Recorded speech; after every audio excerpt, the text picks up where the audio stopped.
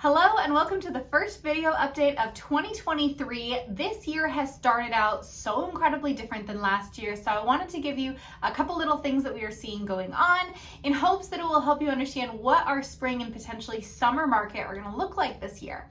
So the first thing we are seeing is interest rates are actually coming down, which is amazing. The consumer price index, which you may have seen impacts the food and fuel prices for our nation, has actually decreased by about 1% for the first time since 2020.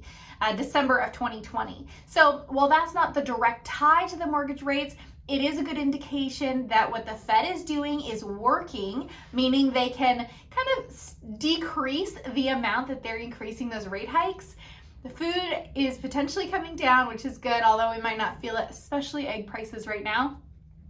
However, what the Fed's doing is working, which means investors are feeling more confident this year and mortgage rates are starting to come down. You've probably also seen that in the stock market where we have been in the green for most days so far.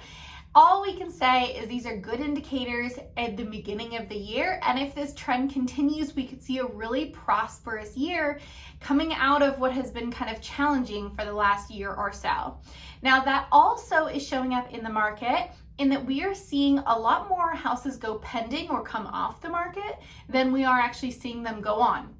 That's not entirely uncommon this time of year. However, it is something I'm watching very, very closely in both Pierce and King County just to make sure that we still have enough inventory for all the buyers. Of course, a lot of buyers are starting their process this time of year in preparation for spring, as are sellers preparing for spring at this time of year.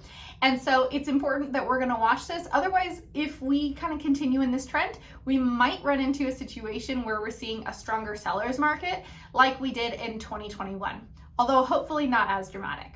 So those are my quick recaps of what we have going on. I'm watching closely to see what the Fed does as well as mortgage rates, but overall it's really good confidence signs so far this year, and I'm excited to see where that goes.